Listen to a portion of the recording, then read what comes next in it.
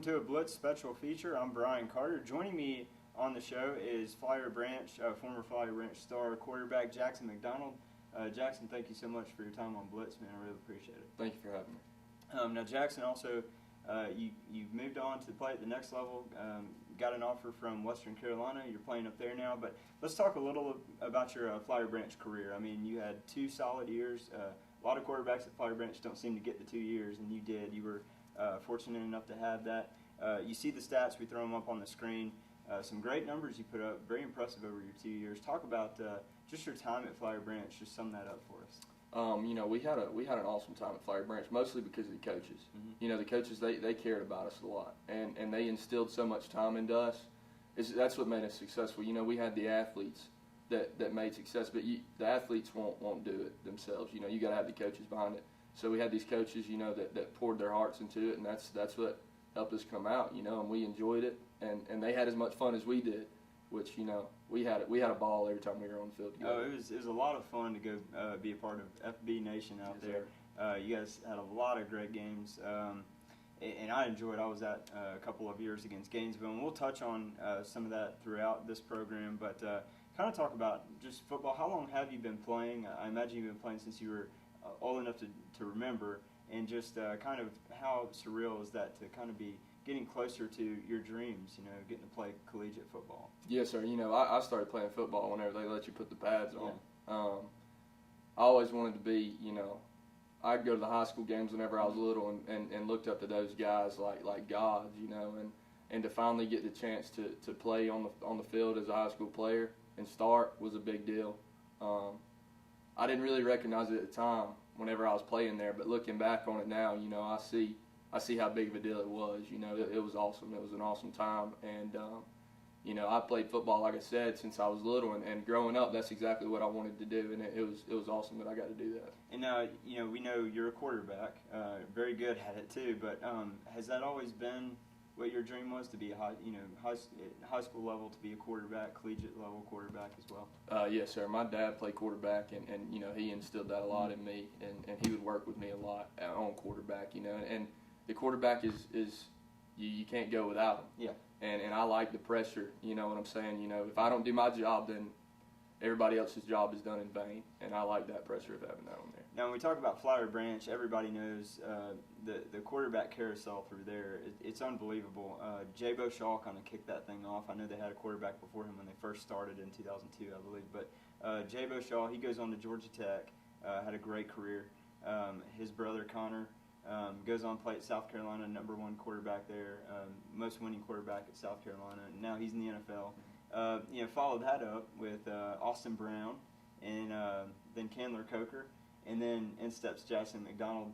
Talk about how awesome that was to just kind of fall right in line with that quarterback legacy at the branch. Well, you know, at the time I didn't think it was very awesome. You know, that's a lot of pressure. That's some big shoes to step into.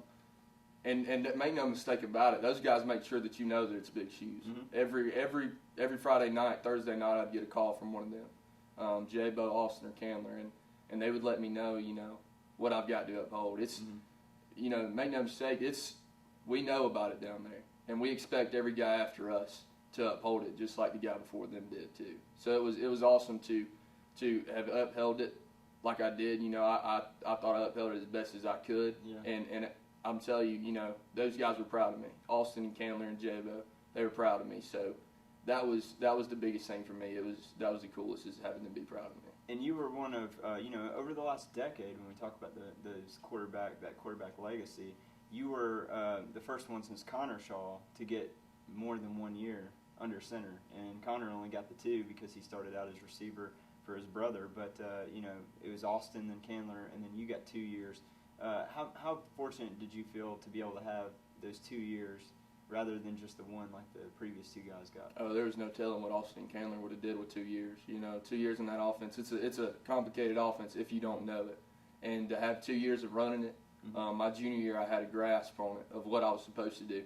My senior year I could almost make people think I was going to do one thing because I had been in it for 4 years. You know, I had a better understanding of it. I can't express enough how much 2 years of starting helped me. You know, I couldn't imagine, as well as Austin and Candler did with 1, how good they would have done with 2. 2 years was awesome to have there. And Coach Lee Shaw, built that program from the ground up, made it what it is today. And then, unfortunately, he left for his hometown school at Raven County.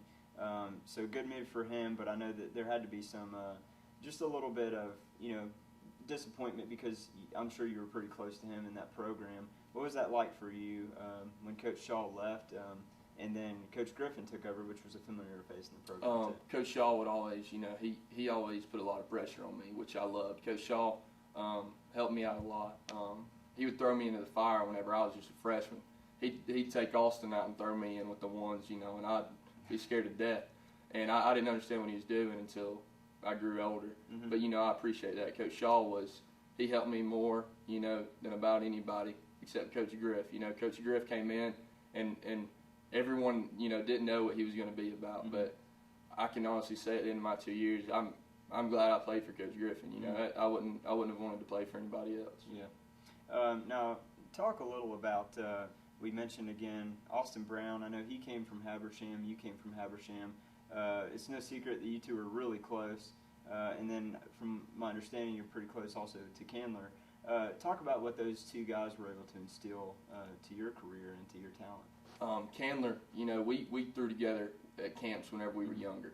And I always looked up to Candler. He was always older than me, and Candler was always in the competition at the end of camp for being the best quarterback there. So I looked up to Candler. And Candler's the type of guy that doesn't let that get to him. He was always, he'd be the first one off the field to talk to me. You know what I'm saying? He would help me out a ton. Austin was almost like a brother to me. Since middle school, he helped me out, and it was almost to the point of making me want to stop. He would not let me stop, though. He would work me so hard and make me do the same stuff that he did that I shouldn't have been able to do whenever I was that age. Yeah. Because he could do it, and he knew that one day I would need it. And getting into college now, where I'm at now, going through the workouts that I'm going through now, I can honestly say there's, at the time I thought, golly, he's going to kill me. There's no way it'll ever be this hard, but he prepared me and helped me more than anybody has. Yes, is that something where, moving forward now that you're at Western Carolina, is that group, those two guys and yourself, do you guys talk quite a bit? Yes, sir. Well? I talked to Austin about 3 days ago, and me and Candler will text. We'll text every other day. Same with Austin, like I said. And we stay in touch with each other because it was never, the cool thing about Flowery Branch is it was never a battle between us.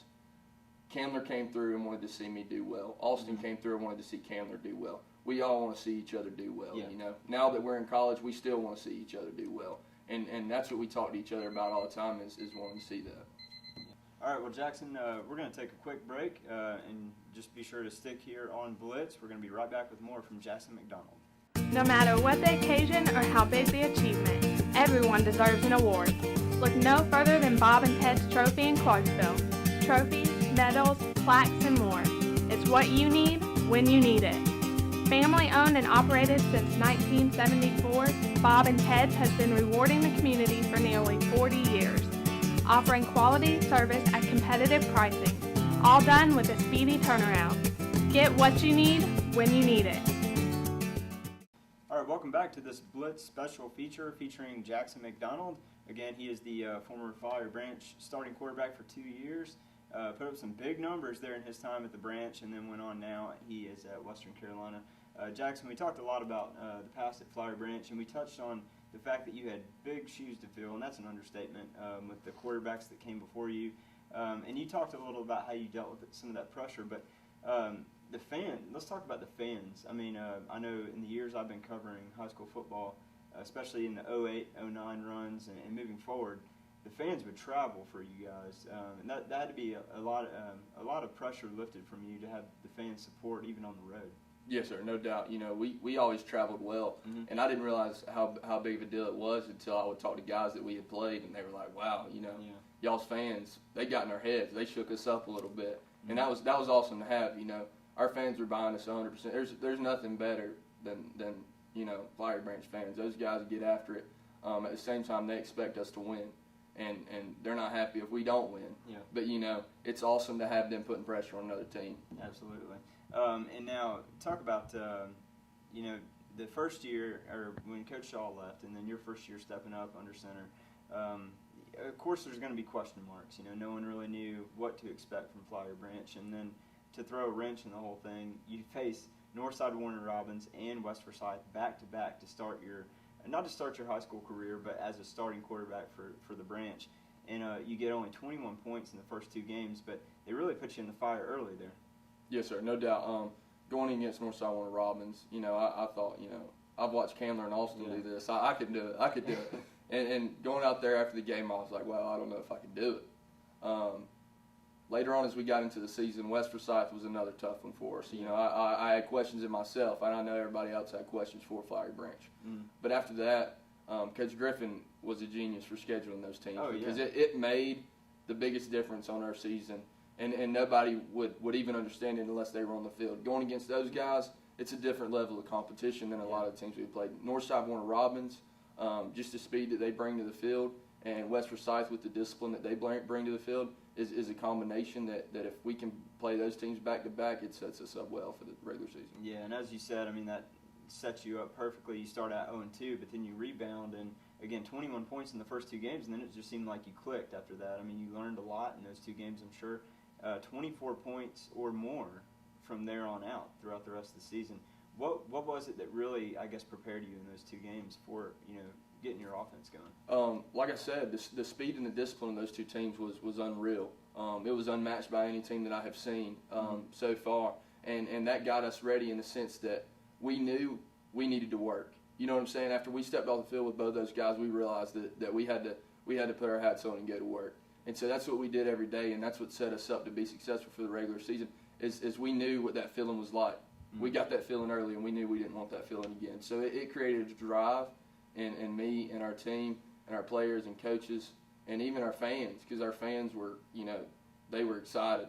Yeah. They were so excited after that, and that excitement was shared with us as a team. That was awesome. And now it's no secret too that Lee Shaw, he has a rigorous training program that he puts his players through. I know that you guys very heavy on the 7-on-7s, and a lot of schools don't do as many as Coach Shaw seems to put his programs through. I know right now at Raven he's doing 6, and I imagine it was pretty similar in the Flowery Branch program. Talk about just the rigorous training, leading up to the summer. I know you work around dead week, but you do the 2-a-days, you got the 7-on-7s. How much does that prepare you for where you are today as a collegiate quarterback? I got to college and I thought, the stuff in college is going to be so much harder than high school, but the stuff they put us through at Flowery Branch is about the same.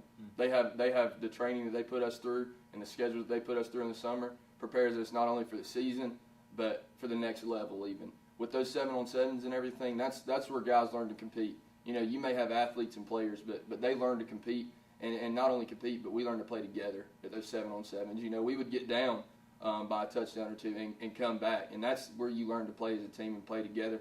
And you learn to believe in your guys, and your guys learn to believe in you. So those were a huge deal for us, yes, sir. Yeah, and you could really see that, at your last regular season game in 2012, your junior year. Probably one of the better football games I've seen in a long time. When you took down Gainesville on the home field to win that region title, and it was the first outright region title for Flowery Branch, which had to be a big deal for you. That put you in a whole different level because even with J-Bo and Connor, those guys never got the region title. And then the year before with Candler, of course, the 3-way tie, which is still a region title. But what was that like for you to win that first outright one for FB? At the time, I didn't realize it. After the game, I was over talking to my mom, and our guys came over and grabbed me and picked me up. We were like, we just won a region championship. And I walk over to the huddle, and like I said, I'm over there goofing off, and I have no idea. And Coach Griff's holding the trophy up, and that's when it hit me. That was a big deal. As much as we talked about the fans being behind us, that was a big deal for them. That was a huge deal for our team, our school, our coaches, players, everything. A region championship is awesome to have, and it's awesome to have at Flowery Branch, and I was glad I got to be a part of the first one. Yeah, they're hard to come by too. Yes, sir. Because like you said, Flowery Branch had some great teams before that as well, and just all it takes is one loss within the region. But no, I want to focus on Gainesville because that's such a great rivalry between Gainesville and Flowery Branch. And you were a part of some big ones there, just the last two there. Talk about that rivalry. I know it's a little bit of love-hate relationship with you guys. Yes, sir. I transferred down to Flowery Branch. Going into my junior year, I was playing there for the region championship. I'm walking around the locker room, and all our guys are like, they're more than excited. Yeah. And I'm like, why are y'all so excited for this? I didn't understand the rivalry. I really didn't. I didn't understand what it was about because I was not from Flowery Branch. Mm-hmm. I had never seen how much is put into that game. Mm-hmm. And I come out there on Thursday after a practice, and my car is painted red with big red all over it. Wow. And that kind of got me into it, as you can imagine. That helped me a little bit. But not near as much as walking out on the field on Friday night and seeing that we had brought in extra bleachers to hold all the people that wanted to come see that game. Yeah. And, seeing how much that mattered. I think it was either the year before, it was either Candler's year or Austin's year playing them where, or it may have even been before that, but they had so many people around, like you said, there were nowhere to put them. They had to line around the field all the way. So what was that, just out of curiosity, what was the moment when you did step on the field that you really realized what that rivalry was about? All throughout the day, I actually skipped out of the class and went down to the locker room, and I saw the national rivalry people there for the rivalry game, and I was like, wow, this must be kind of a big deal. Yeah. And it kind of built up as a realization for me. And it all came together whenever I stepped out on the field, and you hear the bells ringing, and they're playing Thunderstruck, and literally playing Gainesville, you feel the ground shaking. Yeah. And that's when you realize, and it's not us making that noise. It's not us making the noise. It's the people watching, and seeing how much other people care about that. It drives us even more. Our guys obviously knew the rivalry between Gainesville. They're right up the road. We're friends with a lot of them. I played with a guy from Gainesville actually in college. But whenever you see that, that's when you realize how big of a deal it is. Yes, sir. Yeah, and it's healthy. It brings the community together. And in 2009, they played each other for the semifinals to get to the Georgia Dome. It doesn't get any bigger than that. And even your senior year, just months ago, down at Bobby Grown Field there in Gainesville, television as well, a live TV game.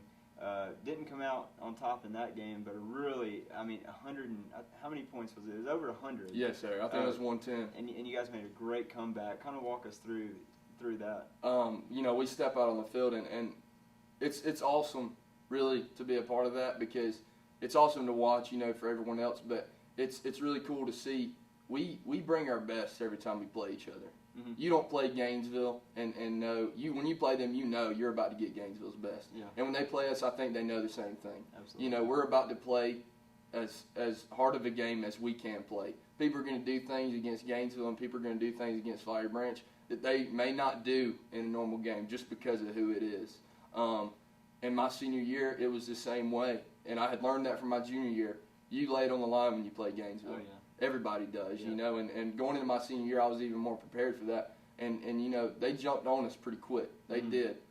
We came in at halftime and made some adjustments and realized, we had to start laying it on the line just like we had the year before. We came out after half and started doing that. And unfortunately, we didn't come out on top. But it made it a heck of a game to watch, and it was definitely a heck of a game to play in. Yes, sir. It was awesome. It was awesome to be a part of, and I'm glad I got to be a part of that rivalry for 2 years. And now we're throwing up a lot of your numbers right now and statistics, and then some video highlights from notably those two Flowery Branch Gainesville games that I was lucky enough to be at and witness. Walk me through this moment here where you're kind of, you and Deshaun get into it. Oh, yes, sir. At your home field when you won the region title. Yes, sir. They brought Deshaun in to play defense, and we ran a little quarterback stretch. And we called it to the left side, and I knew Deshaun was going to be over there. So instead, I was always a quick guy, so I would always try to make the moves. Yeah. And I saw Deshaun, so I figured, I'd run right at him. And me and Deshaun hit each other pretty good, and we stood up, and I honestly can't remember what exactly was being said. So much was running through my head, but I know after that point that me and him both, turned it up a notch. We realized that it's on. You know what I'm saying? That was, like you said, that was really healthy. Yeah. I'm glad the refs let us play through that because it was awesome to be a part of, and the intensity level after that both sides had was awesome. It obviously made it harder for us, but it was cool. It's pretty uncanny that you both wore number 4, both quarterbacks, big-time rivals, So it was a lot of fun those last 2 years to watch you guys go at it like that. But talk about your relationship with Deshaun. What is that like, if there is one? Yes, sir. Whenever we played each other, we would talk to each other. There's no doubt that we respected each other. Mm-hmm. Like I said, with the Gainesville and Flowery Branch thing, more so me and Deshaun too. When I stepped down the field, I knew that Deshaun was about to give me everything that he had. And whenever I stepped down the field, I hoped Deshaun knew the same thing, because I was going to give Deshaun everything that I had.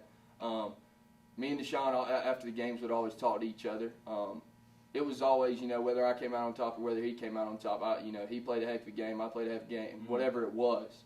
I was always happy for him because, with it being a rivalry, at the same time, they're right up the road. Mm-hmm. We see those kids every day. I would see Deshaun a lot, and I wanted to see Deshaun do well.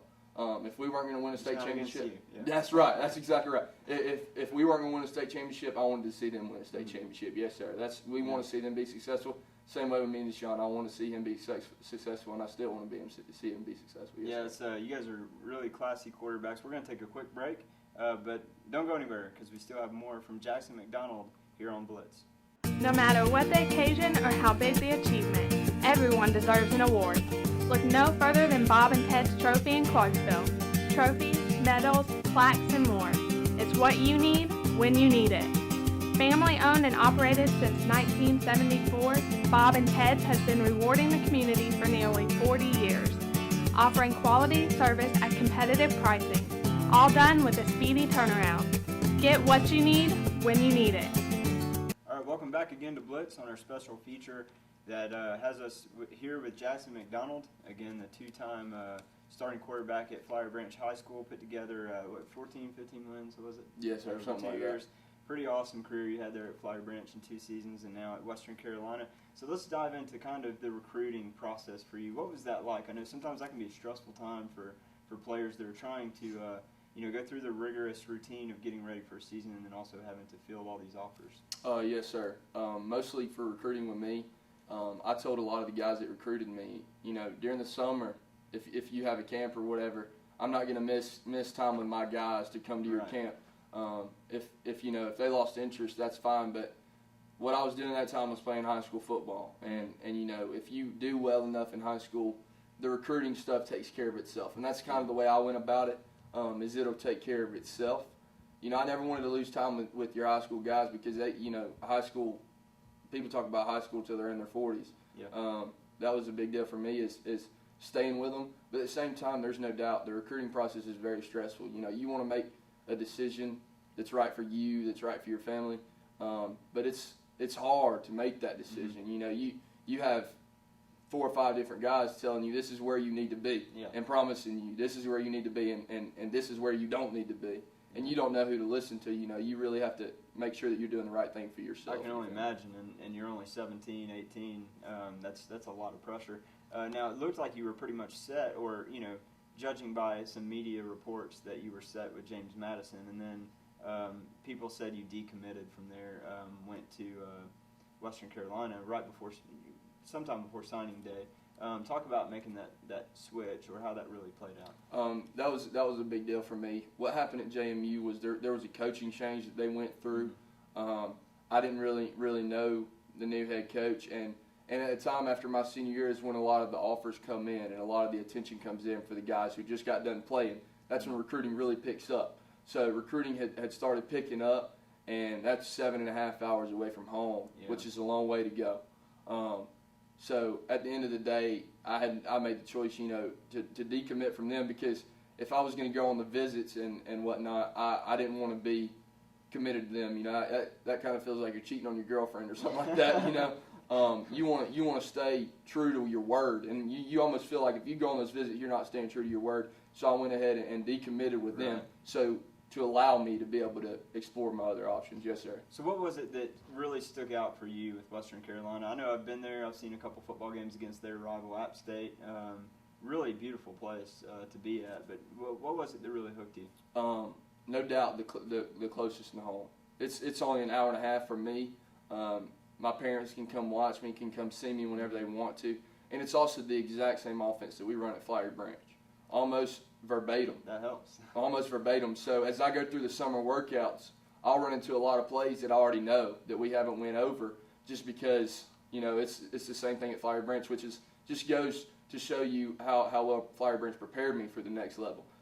So it was the offense and the closest to home, and no doubt, those mountains, they're beautiful to look at, and it's cool to be up in there in them too. Yeah. And now you also had other offers from Georgia Southern, which we had another local guy from Habersham, Kevin Ellison. He's doing well over there now. And then Army was another offer you got. What was it that kind of swayed you away from those offers?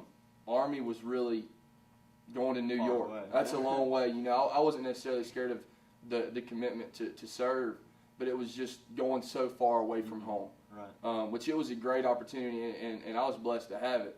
And I actually went up there and visited, and it's a beautiful place. And it's got great people there, which the thing that you figure out in the recruiting process is you can't base it off of the people, is because every place has great people. When they want you. Yeah. Exactly. Yeah. When they want you, they're going to be great people.